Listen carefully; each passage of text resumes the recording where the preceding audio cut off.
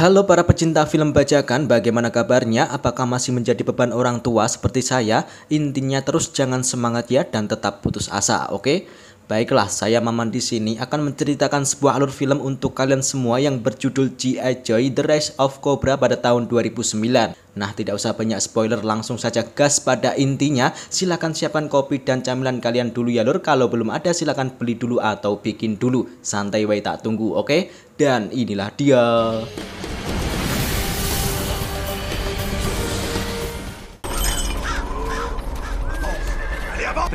You've been found guilty of treason for a sin. Kill him. We're going to make an your treacherous face again.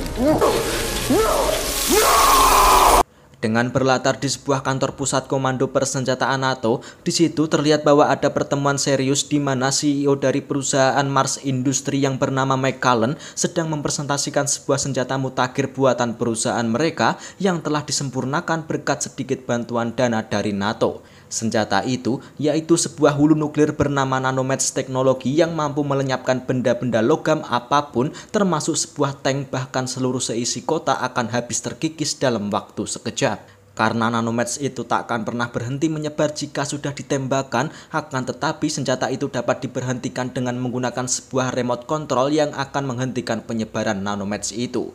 Nanomite warhead. Set it. Di mana kemudian rencananya hulu nuklir nanoteknologi tersebut akan dikirimkan oleh pabrik Mars Industry dari negara Kyrgyzstan lalu akan diserahkan kepada pihak NATO dengan menggunakan pengawalan yang ketat.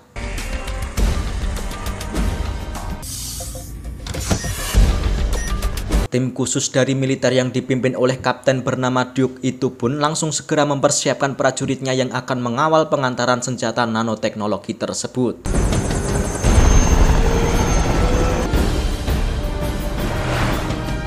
Di awal-awal perjalanan, konvoi keamanan itu berjalan dengan cukup baik melalui via darat maupun udara. Pioneer 1, this is Pioneer 2, going night vision. Hingga malam hari, tiba-tiba Ripcord pun merasa ada yang janggal dengan perjalanan mereka saat ini. Dan benar, lalu yang terjadi kemudian adalah... What the hell is that? Oh my god.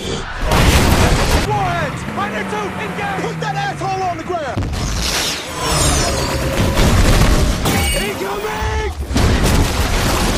Ya, mereka diserang oleh pasukan misterius yang mencoba mencuri kotak hulu nuklir tersebut, di mana mereka juga dipersenjatai dengan senjata teknologi canggih yang lebih modern, bahkan kostum mereka itu pun anti peluru. Di bedili koyo apa wae tetap santuy berjalan.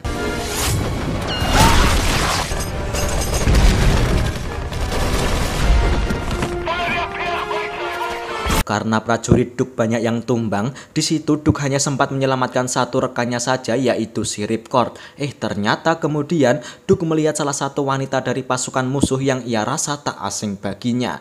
Ia bernama Anna, mantan kekasih Duke. Di saat Duke sedang mengejar Anna yang mencuri koper itu, namun dirinya justru malah berbalik terancam dibunuh oleh pasukan musuh karena kalah jumlah. Namun tiba-tiba...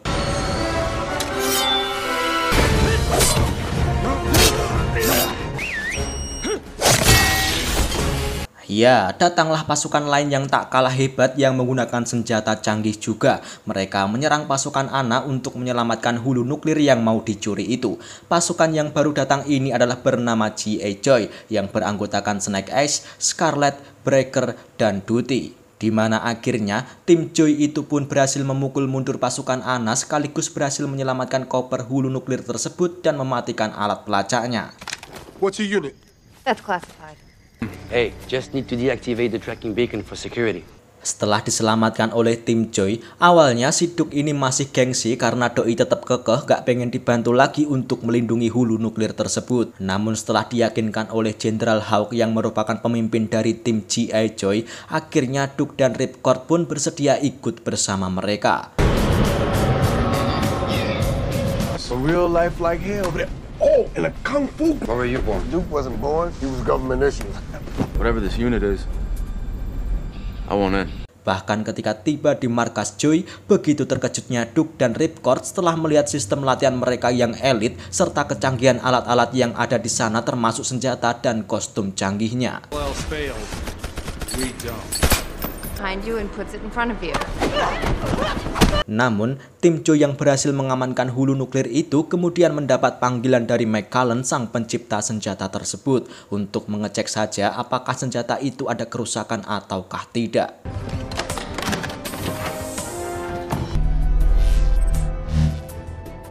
My voice analyzer on that guy was going up, down, and sideways.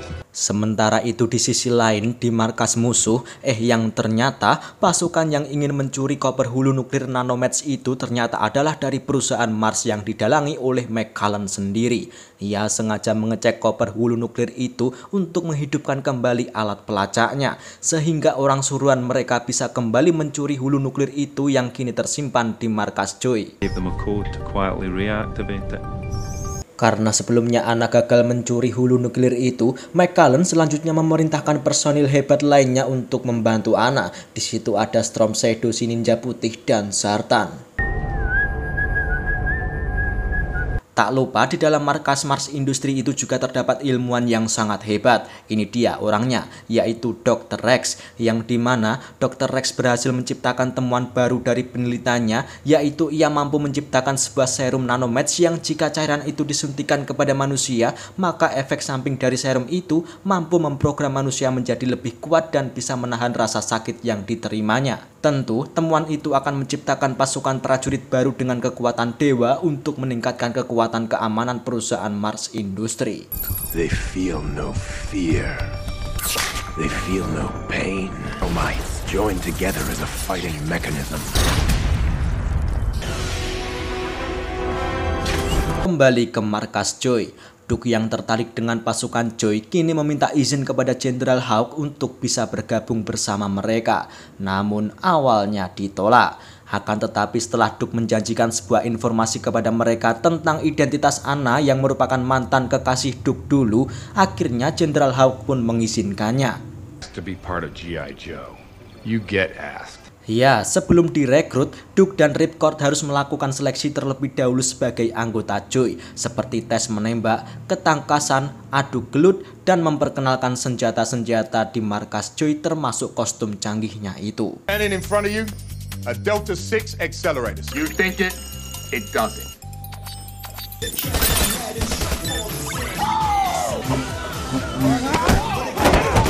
You passed too. Welcome aboard. Thank you, sir.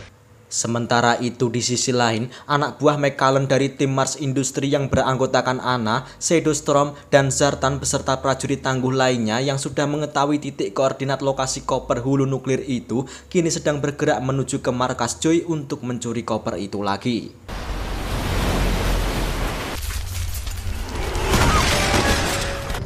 Alright, you three, guard the machine.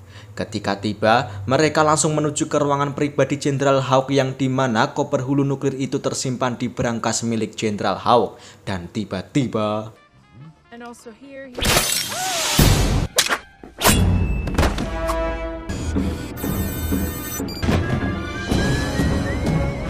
Ya, untungnya Jenderal Hawk yang tak terbunuh itu pun langsung menekan tombol alarm tanda bahaya yang membuat seluruh pasukan Joy langsung bersiaga untuk keadaan darurat karena serangan musuh.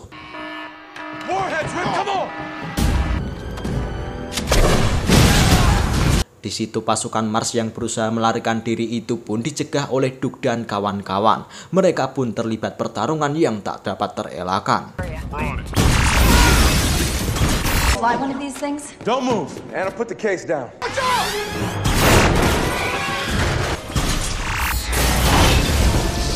Sedangkan Snake Eyes kini akhirnya ia bertemu dengan musuh lamanya yaitu Storm Shadow. Yang dimana ketika Snake Eyes dan Storm Shadow masih kecil, di situ terlihat jika Snake Eyes adalah seorang bocil gelandangan yang sedang memungut makanan dari sampah karena kelaparan. Hingga ia pun akhirnya pergi menuju ke sebuah kuil untuk mencuri makanan di dalam dapur. Namun apesnya, ia malah ketahuan oleh Storm Shadow kecil dan disitulah mereka bergelut.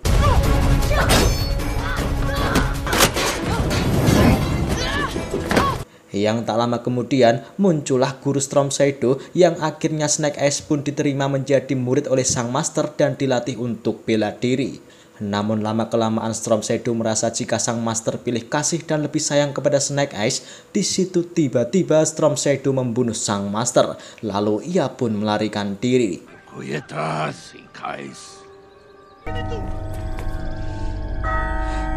Dari kejadian itulah Snake Eyes memiliki dendam kepada Storm Shadow dan ia bersumpah akan membisu karena kematian sang master saat itu.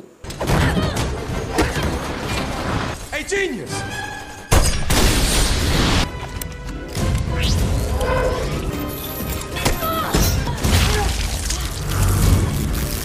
Lalu kembali ke kerusuhan yang terjadi di dalam markas Joy. Yang terjadi kemudian karena Scarlet, Snake Eyes maupun Duke kewalahan dalam melawan mereka itu pun, akhirnya mereka justru kecolongan yang membuat Anna dan Shadow Storm berhasil kabur dengan membawa koper hulu nuklir tersebut.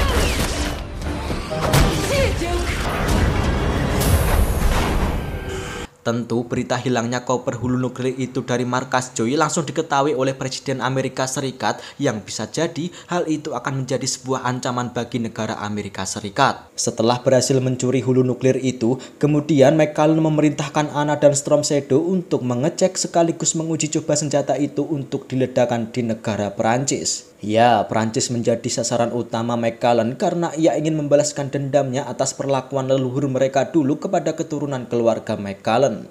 Well, let CNN show the world how well they perform. I've never forgotten what they did to Clan McCullen. Ditambah lagi untuk memuluskan rencana mereka, kini Dr. Rex menguji coba temuannya itu yang akan dipraktekkan kepada Zartan, di mana serum nanomatch yang disuntikan ke wajah Zartan itu akan merubah keseluruhan wujud wajah Zartan saat ini sebagai penyamaran.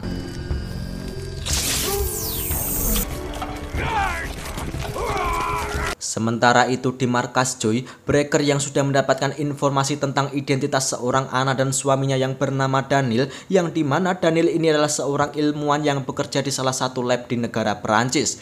Di situ tim Joy yang yakin jika mereka akan menguji coba hulu nuklir itu di lab milik Daniel, mereka langsung berangkat ke Paris untuk mencegah aksi mereka yang ingin menguji coba hulu nuklir tersebut. Oh my God. They're gonna use him to weaponize the warheads. Saat di dalam pesawat itulah Duke mengingat-ingat dirinya saat masih bersama Anna, yaitu mantan kekasihnya. Ya, dulunya Duke dan Anna adalah pasangan romantis, yang ternyata Anna hanya memiliki keluarga satu-satunya, yaitu sang adik yang bernama Rex yang menjadi anggota satu kompi bersama Duke saat masih di militer. Ya, ialah Rex yang kini bekerja bersama McCallum di Mars Industry.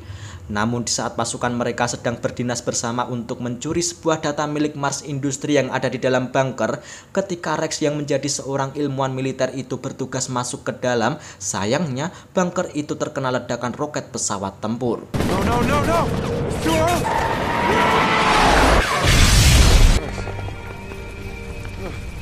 Yang kemudian Duke dan Anna yang mengira jika Rex telah tewas itu pun merasa terpukul dan kemudian mereka itu pun berpisah.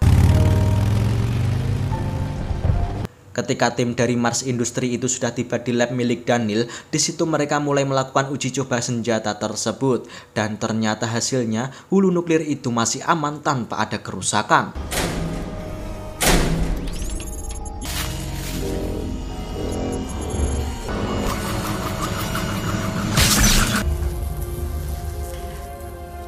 Seketika itu, Anna dan Storm Shadow langsung berniat untuk mencoba menembakkan satu nuklir itu ke salah satu bangunan tertinggi di Paris, yaitu Menara Eiffel. Di saat yang bersamaan, tim Joy yang sudah tiba di lokasi keberadaan mereka itu pun dengan cepat segera mengejarnya.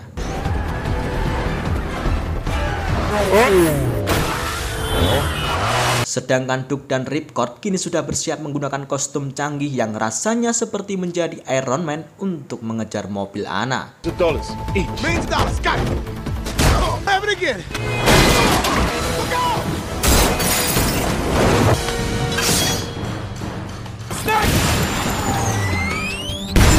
Momen kejar-kejaran seperti Tom and Jerry inilah yang sangat menegangkan, dan yang terjadi kemudian.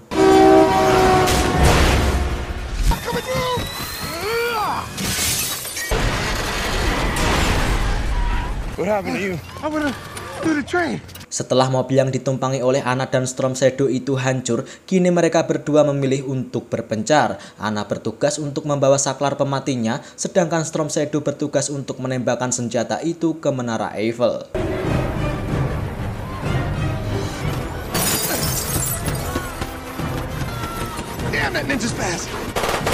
Namun ketika Duke dan Ripcord masih berusaha mengejar mereka berdua, namun sayangnya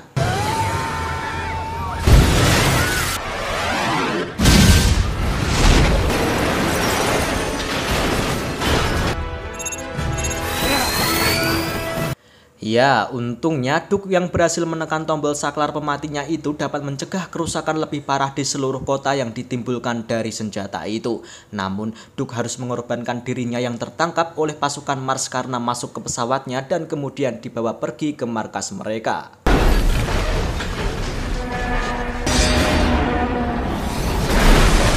Sementara itu, ketika Breaker memasang alat perekam otak di dalam kepala salah satu prajurit McCullen yang telah tewas untuk mencari informasi, tiba-tiba tubuh itu pun hancur secara sendirinya dikarenakan program dari Nanomatch. Akan tetapi setidaknya, Breaker sedikit mendapatkan informasi visual dari teknologi perekam otak tersebut. Namun tiba-tiba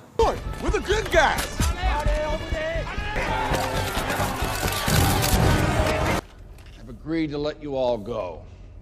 Team Alpha is to return to the pit.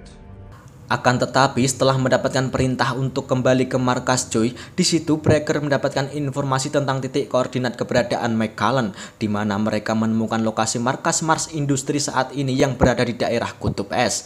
Seketika itu, tim Joy langsung menyusun rencana bersama untuk menyerang markas Mars Industry dengan arahan dari General Hawk. Miles across and 10 stories thick, locating McCullen's tunnels running through the ice pack.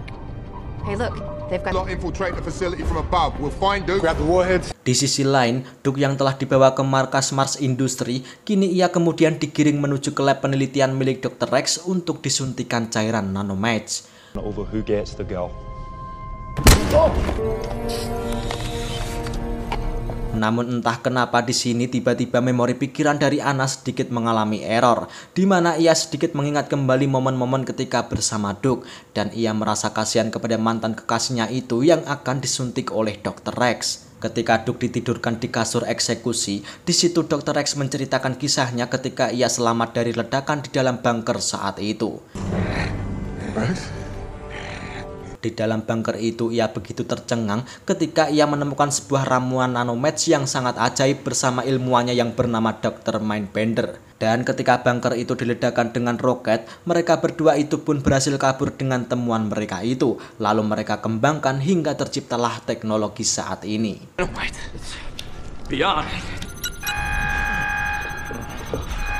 Namun di saat Nanomatch itu nyaris disuntikan ke dalam tubuh Duke, tiba-tiba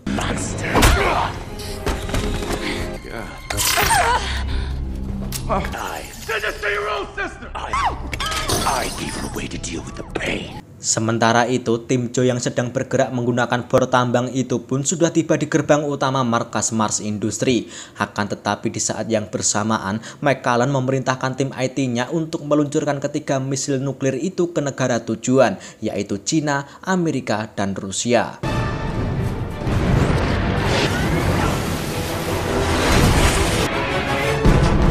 The Beijing missile. Bird 3 is down, sir. Setelah itu, Ripcord lah yang akan bertugas untuk melumpuhkan sisa 2 misil itu dengan mengejarnya menggunakan pesawat canggih, yaitu pesawat Night Raven.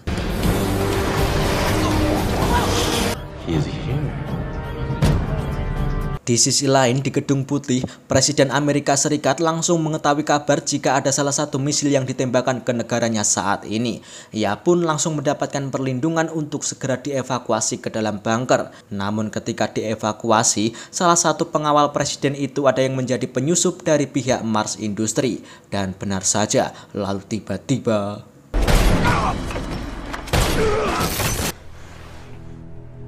It's done. Mr. President, Mr. McCullen sends his regards. Saat ini Scarlet, Snake Eyes, dan Breaker telah berhasil menembus ke dalam markas Mars untuk membajak sistem keamanan mereka.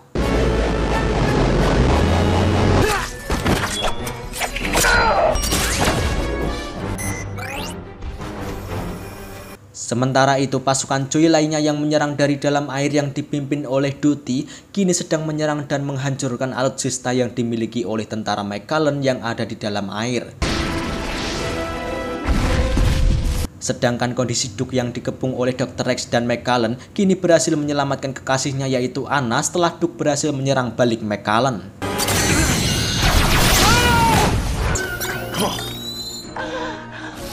Dr. Rex yang berusaha kabur bersama McCullen yang sedang terluka parah di bagian wajahnya itu pun pergi menggunakan kapal canggihnya.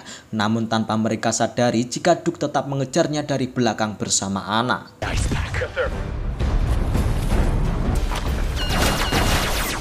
Hey Scarlet, it's Duke.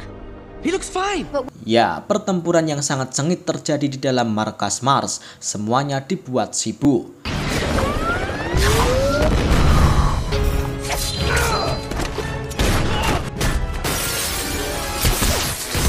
Dan di sini akhirnya Snake Eyes itu pun berhasil melumpuhkan musuh bebuyutannya yaitu Storm Shadow.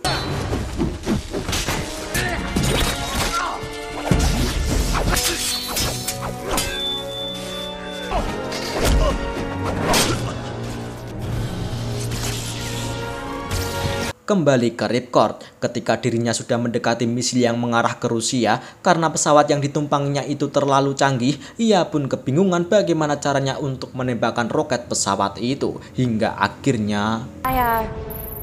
Taheng. What? Nice going, Ace. You just saved Moscow.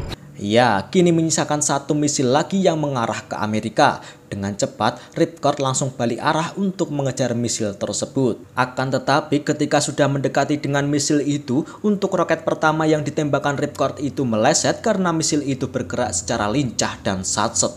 Hingga kemudian akhirnya Ripcord pun berhasil melumpuhkan misil yang terakhir itu dengan cara ditembakkan secara jarak dekat. Back into the upper atmosphere.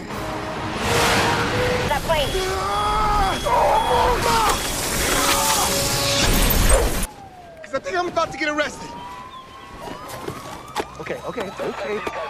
Sementara itu situasi di markas Mars, Duke dan Anna yang masih berusaha untuk mengejar kapal milik McCullen dan Dr. Rex itu pun dibuat kerepotan. Karena posisinya terdesak, akhirnya Dr. Rex memerintahkan prajuritnya itu untuk meledakkan seluruh lempengan es yang ada di atas markas Mars Industry. Di situ Anna yang mengetahuinya itu pun langsung menginformasikan kepada seluruh tim Joy untuk mundur dan menyelamatkan diri.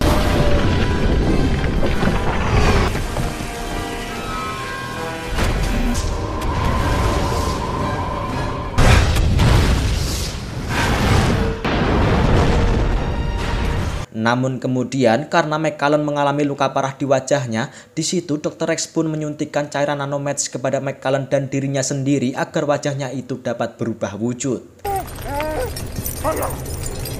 You are Destro.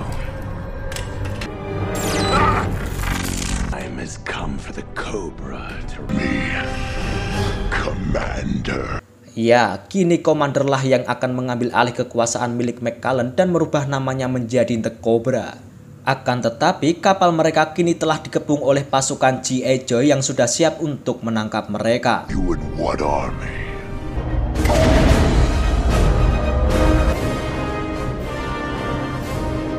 Nah, sedangkan kondisi di Gedung Putih, seseorang yang telah membajak kantor kepresidenan itu adalah si Zartan. Yang kala itu ternyata cairan nanomatch yang disuntikan ke wajah Zartan itu telah merubah wujudnya untuk menyamar sebagai wajah sang presiden Amerika Serikat. Dan film pun selesai. Oke, baiklah dulurku sekalian, jadi begitulah alur cerita singkat tentang film G.I. Joe yang pertama. Yang pasti akan ada kelanjutan dari film ini yang akan aku bawakan untuk kalian di konten berikutnya. Terima kasih yang sudah menonton video ini, jangan lupa untuk tetap jaga kesehatan kalian ya lur. Sampai jumpa di video berikutnya.